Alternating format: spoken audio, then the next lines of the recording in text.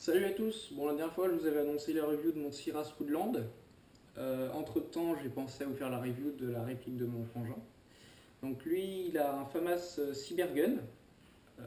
Il l'a acheté d'occasion, donc c'est pour ça que je ne vais pas pouvoir trop vous dire ce qu'il y avait dans la boîte. Je suis pas trop au courant. Donc je vais vous faire la présentation de la réplique telle que moi je la connais, parce que je l'ai quand même essayé. Et donc voilà, donc je vais vous faire la présentation de la boîte comme d'habitude. Donc on a, comme d'habitude de chez Cybergun, la réplique en photo. On a le dessous, comme d'habitude, de polystyrène. Quelques informations. Donc apparemment dans ce packaging il y avait quelques billes, le chargeur et la batterie offerte. Donc comme d'habitude, batterie chargeur chip. L'ancien propriétaire lui a fourni un autre canon, donc ça je reviendrai plus tard. Il lui a fourni deux autres batteries, donc une batterie assez haut de gamme, donc il a beaucoup plus d'autonomie. Donc information de la boîte, donc on a la vitesse, donc en 0,12 g on atteint 466 fps, en 0,20 g 361 fps, on a une énergie, la réplique développe une énergie de 1,3 joules, on a environ 60 mètres de portée, donc ça j'ai pas pu vérifier, je peux pas vous dire la réalité. Le constructeur donne une estimation de cadence de tir, donc entre 650 et 750 billes minutes. On a un chargeur fourni, ce chargeur full metal, 300 billes, donc molette.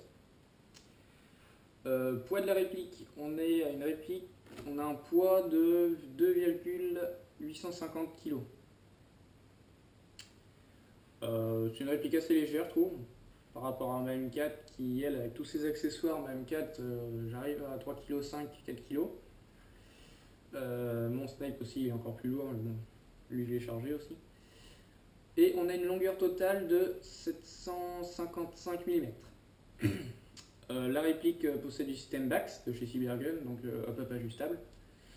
Et on a une Gearbox V2 avec pignon en métal. Donc évidemment la Gearbox aussi est en métal. Donc je vais passer à l'ouverture de la boîte.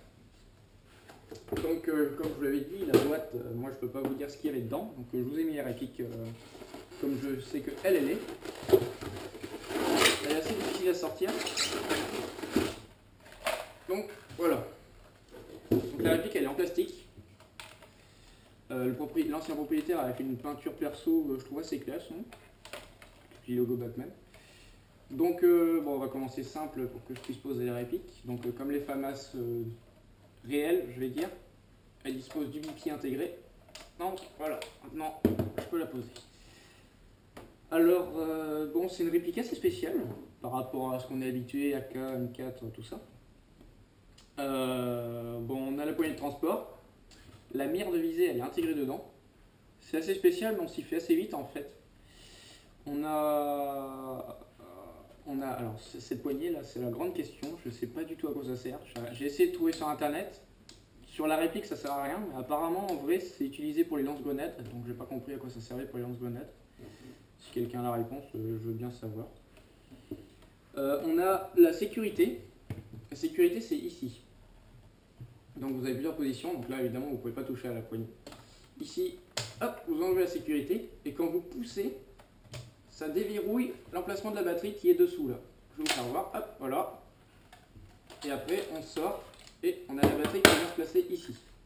Donc là, il y a un fusible. C'est bien. Moi, j'en ai pas sur ma M4. Je vais sûrement mettre un MOSFET à la place d'ailleurs.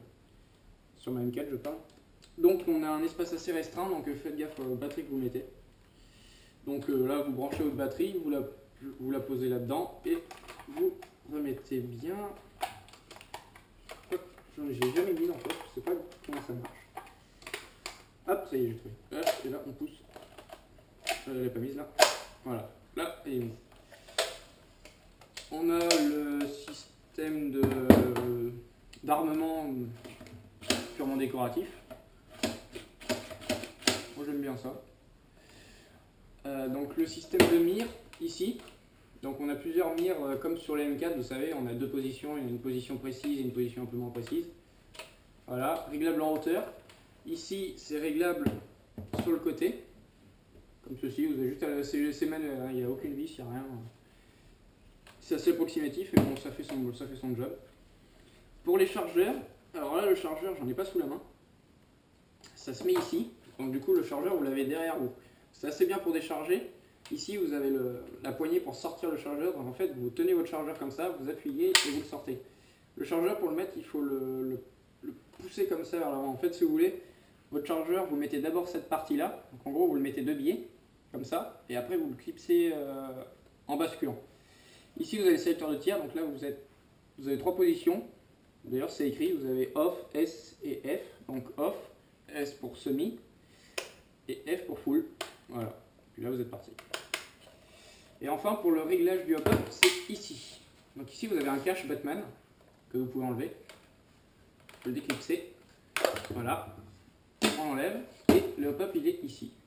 Donc vous avez juste à tourner à la main, c'est super pratique parce qu'en partie vous n'avez pas besoin de sortir du twin ni rien, vous n'avez pas besoin de démonter la réplique, je trouve ça très pratique. Donc voilà pour la review du FAMAS, je vais peut-être faire un test de tir un peu plus tard. Donc voilà, là c'est bon. Donc un petit test de tir, j'en profiterai pour faire les tests de tir du M4 et du AW308 que j'ai pas fait. J'ai oublié quelques infos d'ailleurs, je vais vous les lire maintenant. Pour les billes, alors non, pour la M4 et le FAMAS on utilise les mêmes, on utilise les Kings Arm en bio en 0,25 g.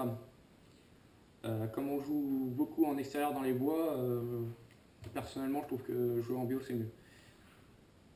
Pour le AW308 j'utilise de la 0,30 g, bille assez lourd mais pour avoir un peu plus de précision, et elle est très bien.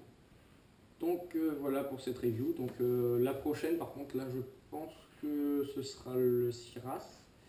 Mon frère a un sniper comme moi, lui il a un ASG Urban. Je sais pas encore si je vais faire la review. Donc je verrai ça plus tard. Voilà. Donc à la prochaine pour une prochaine review.